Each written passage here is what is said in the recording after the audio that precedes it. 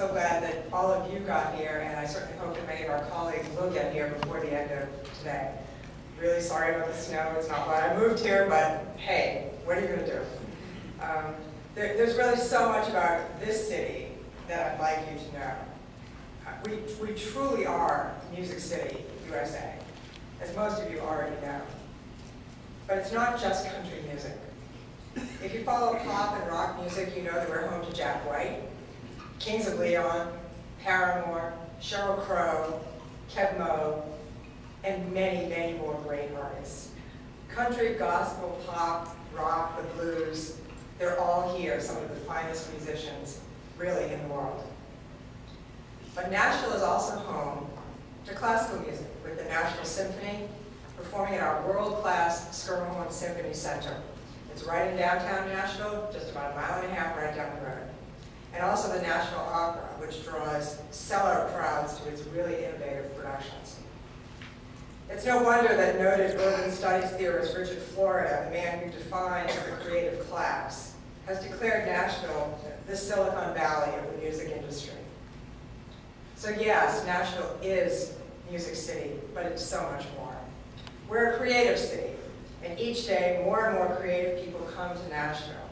While many are lured by the music industry, many are also drawn to our art scene, film communities, and television studios.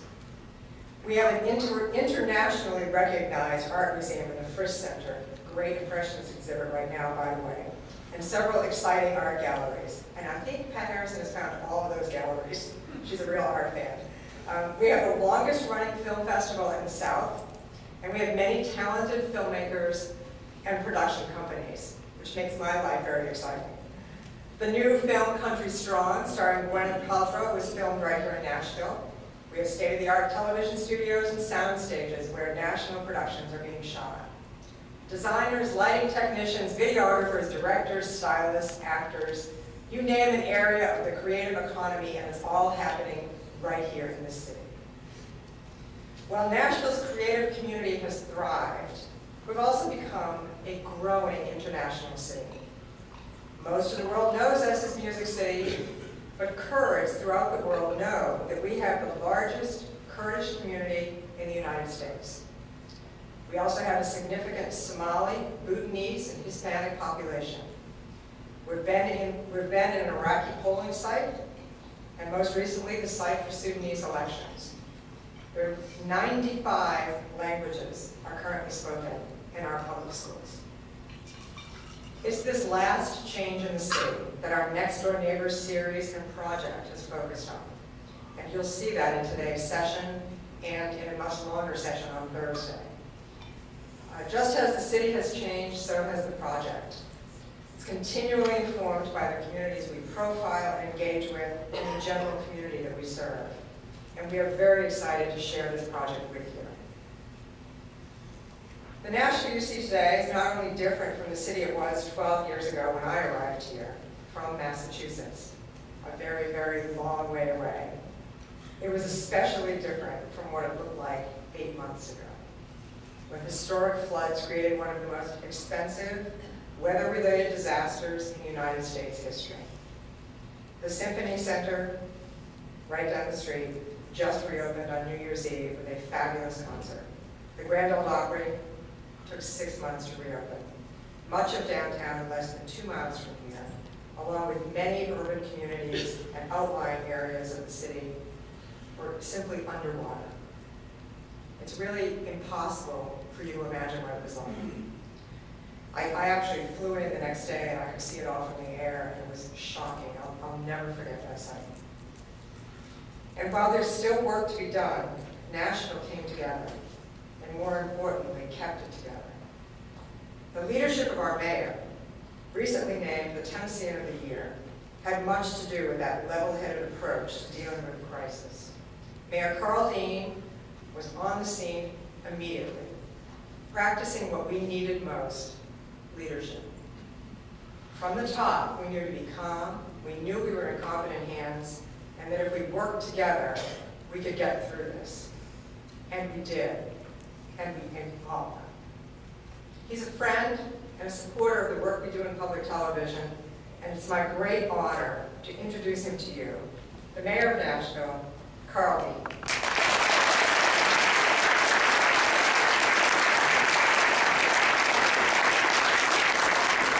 Thank you, Beth, and I want to thank the National Educational Telecommunications Association for choosing Nashville for your 2011 conference, particularly after the events of May when we had the devastating flood. And it's particularly important that visitors come to our city.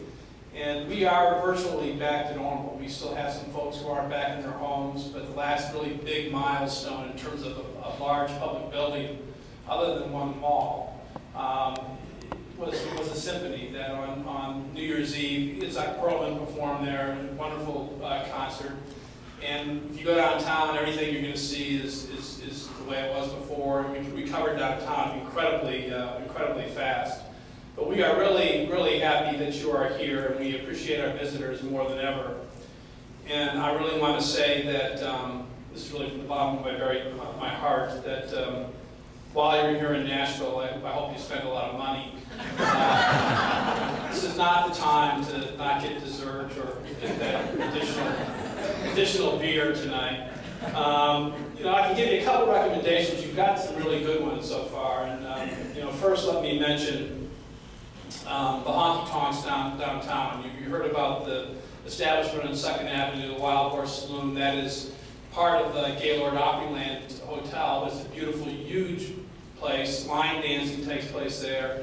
The honky tonks are on Lower Broadway. Robert's Western World, Tootsie's Orchid Lounge, right next to the historic Ryman, which you've seen in movies like Coal Miner's Daughter and other things are there. You can get a beer at those honky tonks at any point during the flood. It's a great experience, and I encourage you to do that. The Country Music Hall of Fame is also downtown, which is a wonderful historic museum with great exhibits, and you should definitely do that. Beth mentioned the Frisk. The Frisk is the art museum that is really in between here and downtown in an old post office that is renovated into a museum, which is a beautiful museum. And right now at the Frisk, there's a show there. It's the Impressionist exhibit from the Musée d'Orsay in Paris. The Musée d'Orsay in Paris has been closed for renovations, and so their Impressionist exhibits have been on a 3-city tour around the world. And so literally right now, Monet, Manet, Renoir, Cézanne, and Whistler's mother is hanging out at the Whistler. Whistler's mother is literally about 3 or 4 blocks from here. And I think it's fair to say that probably not in our lifetimes will this work be again in the United States, let alone in the city of Nashville. So I would encourage you to go and say the mayor sent you. And to stop and think about this for a minute. I mean, this exhibit has gone to 3 cities in the entire world: Madrid, San Francisco, and Nashville. And I know what you're all thinking. You're thinking, how the hell did San Francisco make that list? I don't know, but Nashville's on the list because it is a really special, great city. And Beth touched on some of the things that make us special. And the key thing to me that makes us special is that we're a city of volunteers. This is a volunteer state. But when we had our flood, and when we had 10 deaths in our city and over $2 billion of damage to private property, the citizens of Nashville really stood up and just got the work done. We had, within days, 20,000 people volunteering to clean up the city. And as I walked around the city in the days after the flood, I walked down streets where, there's this total devastation. And you'd see these houses where people were cleaning them out, getting all the rotten drywall, and all the rotten carpet, and all the rotten possessions that were soaked and destroyed by the muck out of the house and piled in relatively neat piles outside to be picked up by our public works department. And you stop and you wonder who was doing all this work. Well, it wasn't the federal government, the state government, or the local government. It was the people in Nashville. And they really showed up well in all this. And so I'm so proud to be the mayor of the city. And I'm so proud to have Nashville Public Television. We faced other sort of challenges during the time that I've been mayor. One of them was an effort to pass a referendum dealing with English only. One of our council members had the great idea that we should have a referendum on the issue of saying that the city could only do business in English. No other language. And you heard Beth say we have about 90 languages represented in our schools. We have a health department. We have courts. We do all sorts of things that people need to know about, and we need to be using our different languages. We are the most friendly city. This is a challenge, sure. We are the most friendly city in the United States. Travel and Leisure magazine said it, so it's got to be true. And we have, as our number 2 industry in the private sector, is hospitality. So we are a city that, because of who we are, as a welcoming city, as a friendly city, and because of what we do for a living, hospitality, we need to be welcoming. So we were tested. We were the first, and I think probably so far only, major American city tested by having a referendum on English only, this hot immigration issue. And I'm proud to say that we beat that referendum overwhelmingly. And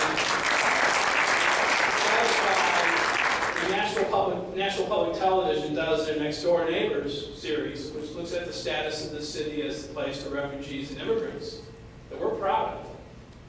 It makes us proud. And that's a great thing that Beth and PT did. You know, Bob Dylan said, you're not busy being born, you're busy dying. And that's true for cities. If cities aren't attracting new people, if people don't choose to move to your city and want to be part of your city, if immigrants and refugees don't pick your city, that's not a good thing. When people want to move to your city because there's opportunity there, because there's friendliness there, because there's dreams and possibilities, that's a good thing. And so we want to celebrate that. And thank you, Beth.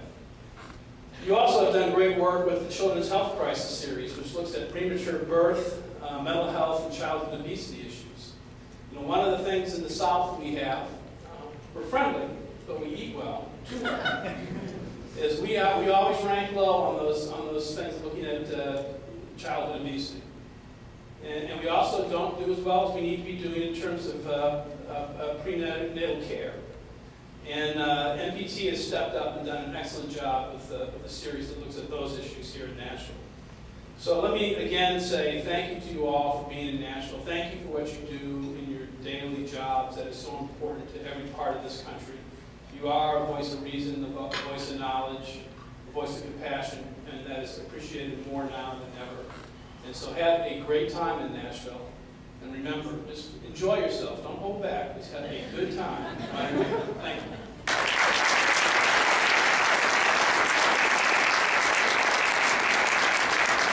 Thank you so much, Mayor Dean, and don't you wish you were mayor of your city? Yeah.